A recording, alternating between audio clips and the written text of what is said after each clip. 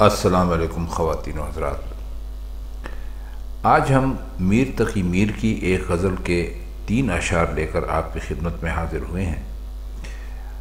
दरअसल तो हम गालिब के बारे में अब तक बात करते रहे हैं और मीर का ज़िक्र कभी कभी हुआ है, लेकिन हमारे एक दोस्त ने ये हमें फरमाइश भिजवाई है कि हम मीर तक़ी मीर की ये गज़ल जिसके हमारे पास 3 अशार हैं, इसकी भी कुछ तशरीह करने की कोशिश करें और इसके कुछ मुश्किल अल्फाज के माने बयान करें। तो उनके हुक्म की तामील में हम कोशिश कर रहे हैं कि इन 3 अशार की शरह आपकी खिदमत में पेश करें। इसका पहला शेर है, निकले है चश्मा जो कोई जोश ज़ना पानी का, याद दे है वो किसू चश्म की गिरयानी का। अब इसमें कुछ मुश्किल अल्फाज हैं और कुछ इशारे हैं, तो हम कोशिश करते हैं कि आपको उन मुश्किल अल्फाज के माने भी बताएं और वो जो इशारे हैं उनको भी ज़रा वाज़े करने की कोशिश करें। चश्मा तो आप सब लोग जानते हैं कि पहाड़ में से जो पानी निकलता है, बाज़ औक़ात तो वो एक धार की शक्ल में होता है, बाज़ औक़ात किसी जगह पर जमा हो जाता है और एक तालाब की सूरत अख्तियार कर लेता है, तो उसको चश्मा कहते हैं। वैसे अमूमन जो पहाड़ से पानी निकल कर बहता है या फव्वारे की शक्ल में फूटता है, चश्मा उसी को कहते हैं। अब यहाँ पर एक लफ्ज़ है ज़ना। ज़ना का मतलब है, ये चूँकि ज़न औरत को कहते हैं, तो यहाँ पर मीर साहब ने अपनी माशूक को मिसाल के तौर पे रखा है। यानी फरमाते ये हैं कि जोश में आकर जब मेरा महबूब रोता है, जोश से मुराद ये है कि बेपनाह बहुत ज़्यादा रोना, याद दे है वो किसू चश्म की गिरयानी का। याद दे का मतलब है याद दिलाने वाला, याद कराने वाला, यूँ भी आप कह सकते हैं। और किसू कहते हैं किसी, ये पुरानी उर्दू है, इसमें किसी को किसू लिखा जाता था। और चश्म कहते हैं आँख को। और गिरयानी का मतलब है रोना। ये असल में जो लफ्ज़ है ये गिरिया से है। गिरिया फ़ारसी में रोने को कहते हैं, तो उससे उन्होंने ये लफ्ज़ लिया और इसको गिरयानी किया। ये शेर बहुत माजरत के साथ हम अर्ज़ करेंगे, मामूली शेर है। कोई मीर तक़ी मीर का जो हम कलाम पढ़ते हैं उसमें एक अजीब व गरीब बात है कि उनके 6 दवावीन हैं और उसमें बाज़ औक़ात ऐसी गज़लें और ऐसे अशार सामने आ जाते हैं जो हमारी समझ के मुताबिक मामूली होते हैं। उनमें कोई वैसा फ़लसफ़ा या फेर नहीं होता जो कि अमूमन उनके गज़लों में हमें मिलता है। और आप चूँकि मीर के चाहने वाले हैं तो आपको यकीनन मीर की ऐसी गज़लों से भी वास्ता पड़ा होगा जिन्हें बहुत बड़ी गज़ल कहा जा सकता है और जिनकी तारीफ़ गालिब जैसा बड़ा शायर भी किया करता था। और खुदाबंद सुखन का उनको खिताब इसीलिए दिया गया। सुखन आप समझ लीजिए कि जब गालिब उनको खुदाबंद सुखन कहते हैं और आम लोग भी कहते हैं, तो वो कितने बड़े शायर होंगे। ये बात हमने इसलिए कही कि देखिए, चश्मा के साथ पानी कहने की ज़रूरत नहीं थी। सबको पता है कि चश्मा जो होता है वो उसमें से पानी ही निकलता है। तो वो उन्होंने जब ये कहा है कि चश्मा और पानी, उन्होंने पहले मिसरे में इसके आपने देखा होगा कि उन्होंने दोनों इस्तेमाल किए हैं, तो चश्मा पानी को ही कह सकते हैं।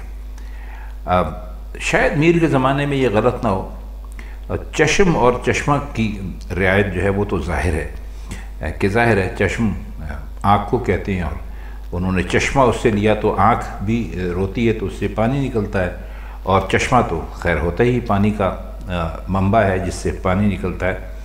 तो ये चश्मा और चश्म की जो रियायत है ये ज़ाहिर है। वैसे ये शेर इस लिहाज से दिलचस्पी से खाली नहीं कि इसमें माशूक के रोने का ज़िक्र किया गया है।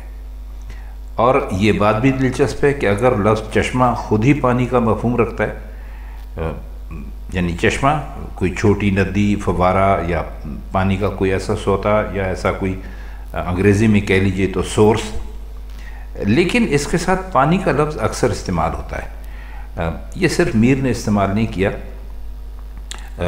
علامہ اقبال نے بھی اپنے ایک بہت ہی عمدہ شعر میں اس کو استعمال کیا تھا۔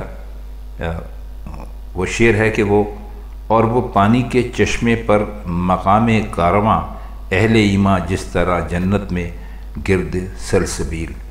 اب اس سے آپ اندازہ لگا لیجئے کہ علامہ اقبال نے بھی پانی اور چشمہ دونوں کو ایک ساتھ ہی استعمال کیا۔ تو یہ دستور رہا ہوگا جو شاید اب لوگ اس کو قابل اعتراض سمجھتے ہیں کہ آپ نے چشمہ کہا اور اس کے ساتھ پانی بھی کہہ دیا، جبکہ چشمہ تو جب ہم کوئی دیکھتے ہیں یا چشمے کا نام سنتے ہیں تو پانی ہی دکھائی دیتا ہے یا پانی کا تصور ہی آتا ہے، لیکن چشمے کی گریانی کا جو استعمال ناصر کاظمی مرحوم نے کیا تھا وہ بہت ہی لاجواب ہے۔ ان کا ایک شعر ہے ناصر کاظمی کا کہ اندھیری شام کے پردے میں چھپ کر کسے روتی ہے چشمے کی روانی۔ تو انہوں نے بھی اتنا اعلیٰ شعر کہا اور لازوال شعر کہا۔ تو یہ شعر بس اس دلچسپی کے لیے تو آپ ضرور اس کو پڑھ لیجئے کہ اس میں یعنی دلچسپ ہے، بس یوں کہ سمجھ لیجئے چشم اور چشمہ کی جو رعایت ہے وہ انہوں نے اس میں استعمال کی ہے، تو اس لحاظ سے شعر دلچسپ ہے۔ لیکن باقی اس شعر میں وہ میر والی جو بات ہے وہ نہیں ہے، اور اسے شاید اسی لیے معمولی شعر کہا جا سکتا ہے۔ اگلا شعر ہے، درہمی حال کی ساری ہے میرے دیواں میں، سیر کر تو بھی یہ مجموعہ پریشانی، سیر کر تو بھی یہ مجموعہ پریشانی کا۔ اب اس میں درہمی کا مطلب ہے پریشانی، بکھرا ہوا ہونا، جا بجا ہونا، ایک جگہ پر اکٹھا نہ ہونا۔ آپ نے درہم برہم سنا ہوگا، تو بس یوں اسی سے سمجھ لیجئے کہ وہ کہتے ہیں کہ بھائی میرا جو یعنی دیوان ہے وہ ایک مجموعہ پریشانی ہے، یعنی اس میں سوائے پریشانیوں کے اور کچھ میں نے کہا ہی نہیں ہے۔ تو حال جو ہے وہ اس میں حالت بھی ہے اور موجودہ زمانہ بھی ہے، یعنی آپ اس میں دونوں کو استعمال کر سکتے ہیں حال کے لیے کہ بھئی میری حالت دیکھنی ہے تو میرے دیوان کو دیکھو، اور پریشانی کے ساتھ جو مجموعہ انہوں نے استعمال کیا ہے وہ بہت خوب ہے، بہت اچھا ہے، خاص کر اس وجہ سے کہ جو اشعار کا دیوان ہوتا ہے اس کو بھی مجموعہ ہی کہتے ہیں، یعنی جو ظاہر ہے آپ کو بھی معلوم ہے کہ جس کسی مجموعے میں بہت ساری غزلیں شامل ہوتی ہیں اس کو بھی مجموعہ کہتے ہیں۔ تو اس لحاظ سے اگر یہ دیکھا جائے تو یہ ایک بہت ہی اعلیٰ شعر کہا جا سکتا ہے، اور یہ اصل میں کیفیت کا شعر ہے، لیکن اس میں آپ کو بہت سارے معنی بھی نکلتے ہوئے ملتے ہیں، اور یہ میر تقی میر کا خاص انداز ہے، کسی اور کو نصیب نہیں ہوا۔ اب معنی کے ذرا آپ نکات پر غور کیجئے، یعنی لفظ مجموعہ اور لفظ حال دونوں دیکھیے، اور جو اپنے معشوق سے یا اپنے پڑھنے والے سے مخاطب ہو کر کہتے ہیں کہ زمانے کے حالات دیکھنا ہو تو میرا دیوان دیکھو، اور میری تمام درہمی اور برہمی چاہے دل کی ہو چاہے ظاہری ہو کیسی بھی ہو اس دیوان میں بند ہے۔ تو اور لوگ بھی اس دیوان کو تو دیکھتے ہی ہیں، تو اپنے معشوق سے کہتے ہیں کہ ذرا تم بھی تو دیکھو۔ یعنی تمام درہمی اور برہمی کے باوجود یہ کتاب یعنی میرا جو مجموعہ ہے یہ سیر کے قابل ہے۔ سیر کے قابل سے مراد یہ ہے کہ یہ قابل مطالعہ ہے، اس کو پڑھو، یعنی اس میں ایک لطف بھی ہے۔ اب اس میں اور لوگوں نے بھی اشعار کہے ہیں اسی طرح کے ملتے جلتے سے، لیکن حالانکہ ایک اردو کے بہت پرانے شاعر گزرے ہیں مصحفی، انہوں نے بھی یہ مضمون اپنی ایک شعر میں باندھا ہے، لیکن اتنی خوبی سے نہیں، حالانکہ لفظ احوال کا استعمال بہت اچھا ہے اور تازہ ہے۔ ان کا شعر تھا کہ دیکھے جو کوئی غور سے دیواں میرے تو ہاں، دیکھے جو کوئی غور سے دیواں میرے تو ہاں ہر بیت ہے زمانے کی احوال کی کتاب۔ اب یہ دونوں اشعار بہرحال اس نظریے کی تو خیر تردید کرتے ہیں کہ ہمارے شاعر خیالی دنیا میں رہتے تھے۔ ہاں یہ ضرور ہے کہ یہ ہمارے ہاں حقیقت کے اظہار کا طریقہ وہ نہیں ہے جو ہونا چاہیے، اور جو خاص طور پر جو مغربی شاعری ہے اس میں جو جس طرح اس کو بیان کیا جاتا ہے وہ شاید ہمارے ہاں بیان نہیں ہوتا۔ مغربی شاعری میں کیسے ہوتا ہے یہ ایک علیحدہ سے ایک بہت طویل موضوع ہے جس پر ہم کیا یہاں بات کریں، کبھی پھر انشاءاللہ تعالی آپ سے رابطہ رہا تو پھر اس پر بھی کبھی بات کریں گے۔ تو یہ کہہ وہ یہی رہے ہیں کہ بھائی اس کے باوجود کہ میرا جو دیوان ہے وہ ہر طرح کی اس میں جو پریشان کرنے والی شاعری میں نے کی ہے، کیونکہ یہ میرے جو حالات ہیں جو میرے دل پر گزرتی رہی ہے وہ میں وہی اس کے اندر لکھتا رہا ہوں۔ تو آپ اس کو دیکھیے ضرور، حالانکہ یہ پریشانی کے سوا کچھ نہیں، لیکن شاید یہ آپ کو اچھا لگے۔ اس کا آخری شعر ہے کہ اس کا منہ دیکھ رہا ہوں سو وہی دیکھوں ہوں، نقش کا سا ہے سما میری بھی حیرانی کا۔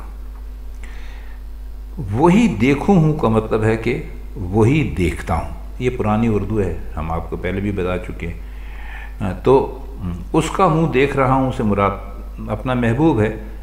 تو اس میں پہلے مصرے میں تو کوئی ایسے خاص مشکل الفاظ نہیں ہیں، اب اور کوئی خاص اتنا مطلب بھی اس کا بیان کرنے والا نہیں ہے، لیکن اس کا جو دوسرا مصرع ہے کہ نقش کاسا ہے سما میری بھی حیرانی کا، یہ کافی دلچسپ بات ہے۔ نقش کا مطلب یہاں پر ہے تصویر، لیکن نقش میں بھی ایک جادو کی سی کیفیت ہے، یعنی جو شخص بالکل خاموش ہو جائے یا بالکل ساکت ہو جائے، رک جائے، ایک ہی جگہ پہ جم کے رہ جائے، اس کو بھی کہتے ہیں کہ بھائی اس کے اوپر جادو کا اثر ہے یا یہ مسحور ہو گیا ہے۔ آپ نے دیکھا ہوگا اکثر یہ لوگ بات بھی کرتے ہیں کہ بھائی بڑا مسحور کن منظر تھا، یعنی میں نے اسے دیکھا اس منظر کو تو میں اپنی جگہ پر جم کر رہ گیا۔ اب یہاں لطف یہ ہے کہ نقش جس سے مسحور کرنے کا کام لیتے خود اسے ہی مسحور کر دیا، یعنی اس مضمون کو میر نے کئی دفعہ کہا ہے۔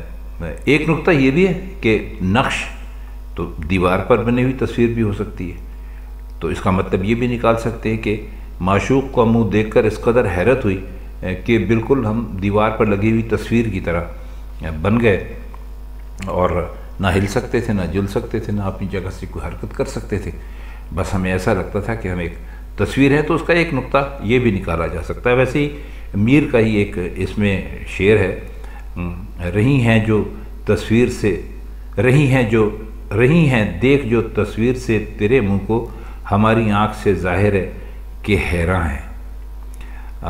یہ ان کے ایک دیوان کے اندر یہ شعر بھی موجود ہے۔ تو بس اس شعر کو آپ اتنا ہی سمجھیے کہ انہوں نے بس جو نقش بدیوار ہونے والی بات ہے اس کو انہوں نے بس یہ کہا ہے کہ اس کا منہ دیکھ رہا ہوں سو وہی دیکھوں کہ بھئی ہم اپنے محبوب کو ہم نے دیکھا ہے، تو بس ہم ایسے ہی رہ گئے، ہماری حیرانی کا منظر بالکل وہی ہے جیسے کوئی تصویر دیوار میں لگی ہوئی ہو اور نہ وہ ہل سکتی ہو اور نہ وہ اپنی جگہ سے کوئی حرکت کر سکتی ہو۔ تو خواتین حضرات، یہ ہمارے ایک دوست نے ہم سے فرمائش کی تھی کہ ہم میر تقی میر کی اس غزل کے اشعار کے مشکل الفاظ بتائیں اور ان کے کچھ شرح کرنے کی کوشش کی، تو وہی ہم نے آج آپ کی خدمت میں پیش کیا۔ تو انشاءاللہ تعالی میر تقی میر پر بھی بات ہوتی رہے گی۔ فی الحال تو ہم غالب کا کلام لے کر چل رہے ہیں جیسا کہ آپ سب جانتے ہیں، تو پھر آپ سے انشاءاللہ اگلی کسی محفل میں ملاقات ہوگی۔ تب تک کے لیے ہم چاہتے ہیں آپ سے اجازت۔ خدا حافظ۔